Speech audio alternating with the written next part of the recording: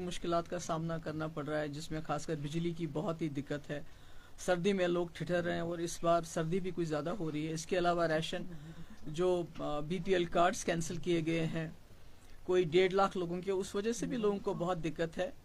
हमने एक बार मुफ्ती मोहम्मद सईद साहब की एक स्कीम इंट्रोड्यूस की थी, जिससे जो है लोगों को एक्स्ट्रा राशन मिलता था। बड़ी मुश्किल होती है लोगों को, मगर उससे भी जो ज़्यादा ज़रूरी बात मैं आज करना चाहती हूँ, मैं गुजारिश करना चाहती हूँ उमर अब्दुल्ला साहब से कि वो इन बातों की तरफ ध्यान दे। एक तो ये है कि हमारी ज़मीन, हमारी जो हमारी रीढ़ की हड्डी मुश्किल हालात में रही है, वो रहे हमारा हॉर्टिकल्चर। तो जिस तरह जो अभी रेलवे प्रोजेक्ट कहिए, रिंग रोड प्रोजेक्ट कहिए, या जो बारामूला और यहाँ राजौरी हाईवे बन रही है, तो उसका जो ऑन स्लॉट है वो हमारे बागात के ऊपर है, जिसकी वजह से जो हमारे नौजवान जिनको नौकरी नहीं मिल रही है, बागात का काम करते हैं, तो जो वो तबाही हो रही है, उससे मुझे लगता है जम्मू कश्मीर की मईशत पे एक बहुत ही बुरा असर पड़ेगा।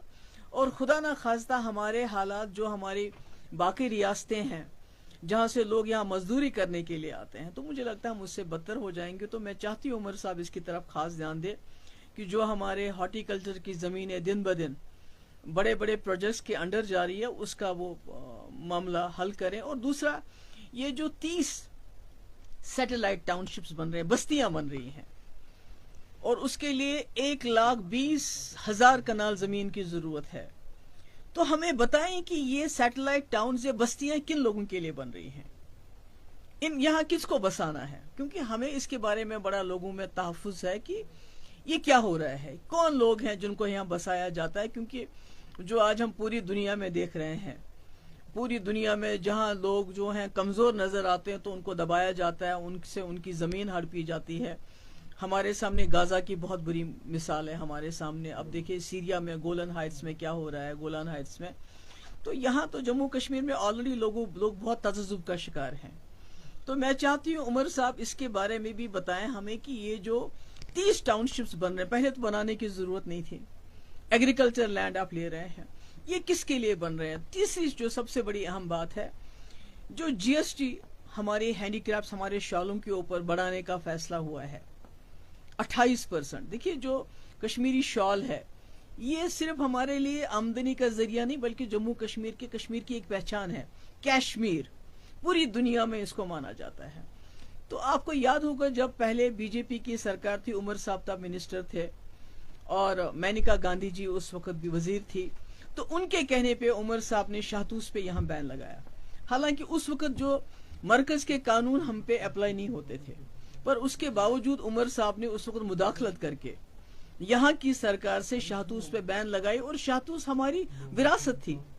तो कहीं ना कहीं उससे भी बहुत नुकसान हो गया, खासकर जो हमारी औरतें, हमारी बहनें शाहतूस काटती थी, उनका बड़ा नुकसान हो। और आज शॉल जो कश्मीर की शिनाख्त है, कश्मीर का सरमाया है, तो आज जब आप जीएसटी बढ़ाते हैं 28%, तो उससे ये जो हमारी सनत है, खुदा ना खास्ता ये खुद ही मर जाएगी। जैसे हॉर्टिकल्चर की जमीनों को पे ये जो डेवलपमेंट वर्क्स करके रेलवे लाइन हो, रिंग रोड है, दूसरा करके उसको खत्म करने की कोशिश हो रही है। दूसरी तरफ से जीएसटी शॉल्स के ऊपर, हैंडीक्राफ्ट्स के ऊपर लागू करके इस सनत को भी खत्म करें। यही दो सनतें हैं जिन्होंने, चाहे हैंडीक्राफ्ट्स हो चाहे हॉर्टिकल्चर हो, जम्मू कश्मीर को बहुत मुश्किल वक्त में जिंदा रखा। तो मेरी बहुत मोहतबाना गुजारिश है उमर साहब से कि ये हमारा सरमाया है। आपके पास ये खुद 50 MLA, एक मेजॉरिटी है, आपके पास 3 मेंबर पार्लियामेंट है लद्दाख को लेके। तो मेहरबानी करके खुदा के लिए हमें बताइए सैटेलाइट टाउन्स में किन को बसा रहे हैं। हमें बताइए कि हमारे जो हमारी हॉर्टिकल्चर की सनत है, उसको बचाने के लिए क्या कर रहे हैं।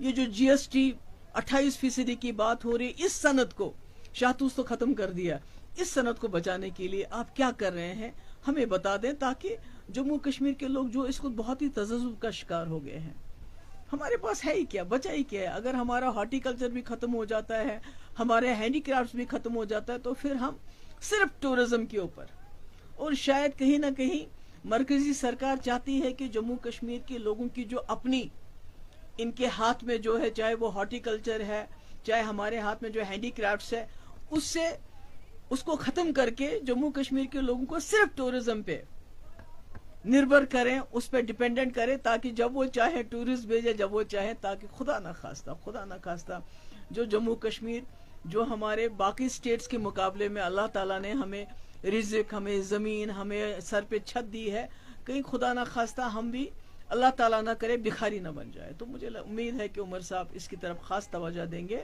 اور ان سارے جو لوگوں کے دل میں خدشات ہیں ان کو دور کریں گے. Thank you.